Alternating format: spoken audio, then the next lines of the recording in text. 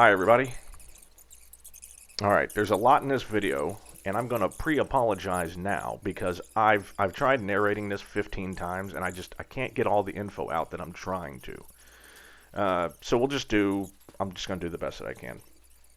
Alright, so in the last video we did a very simple first run of the vacuum system. We used the table as a mold and we were making plates. In this video we're actually going to bag something completely, right? It is called vacuum bagging after all. Well, you know, having a steel mold or a steel table as half the mold is basically half the bag. This video, however, we're taking this entire piece you see me fiddling with, and we are going to bag the entire thing. It's a very simple shape. It's very flat, right? What these are the control stick covers that go in front of the wing box and cover up the ribs that contain all of the control surface rods. All right, so the control stick goes down there, and you know it's attached to another control surface that links the two control sticks together, and then it's attached to the aileron push rods, and it's also attached to the elevator push rods and all of that. So yes, they're made out of aluminum. They are thin, but we can still save weight on them with carbon fiber. So I started off by using painter's tape to make a rough sizing of the whole thing, right? So I just layer painter's tape over the whole thing, and then I pull it all off as one piece, and that gave me the approximate size of the cloth that you would need. You can see me sort of test fitting it here. Now, here's the thing, is that this is a left and right-handed piece, and you can see me here fiddling around with both pieces overlapped on top of each other.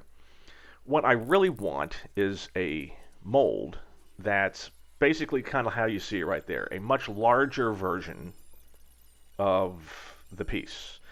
With the idea being, when the mold is done, I can just lay up some fabric on it, right, with resin. I can vacuum it in, and then once it's cured, I can then choose whether or not I want to cut it and trim it for a left-hand or a right-hand piece.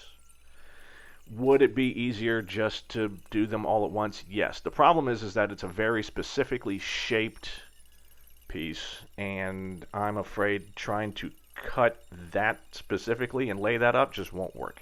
However, just making an oversized piece and then cutting it down will work. So first thing we're going to do is we're actually going to make a mold of this whole thing out of fiberglass. Well, I say it's a mold thing. We're actually just going to go ahead and test. This is basically just a test layup. And there's no reason in using the expensive carbon cloth when we can just use some run-of-the-mill 6-ounce fiberglass cloth. So here we are prepping the bag. So we use the sticky tape.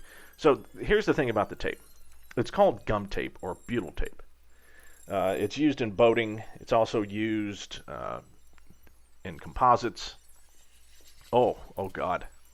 I'm sorry for anyone that just saw that.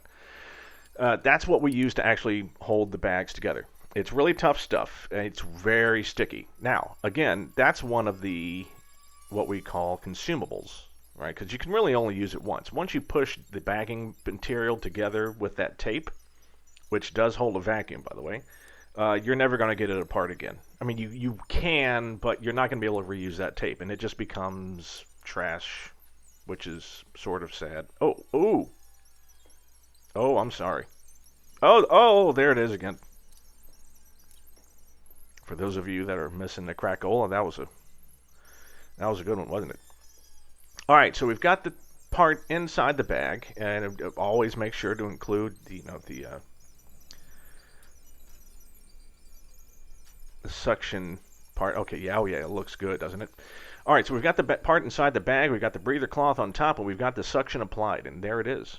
Now here's the thing about using bags, right? If you're going to fully bag something, one, make sure that you don't have any sharp corners, or it will just immediately, as the bag is being retracted, it will grab that sharp corner and it'll make a scratch, and you will have yourself a leak. So you don't want that. Two, always oversize your bags, because you need to be able to manipulate them. As you see me going back and forth, you can sort of see me playing with the bag. That's trying to reposition it so that there's no bridging, right? The nature of the object that I'm creating here is basically a zigzag up and down piece of metal. And if you don't have enough vacuum bagging material, it will always, of course, try to suction itself to the piece, but if there isn't enough bagging material, it will actually bridge. It's called bridging, which is, just, it's the path of least resistance. The shortest distance between 2 points is a straight line. Well, if you don't have enough material to go out of the way to suck into the corners, then it will basically bridge and cut off and bypass the corner, and then it looks poor.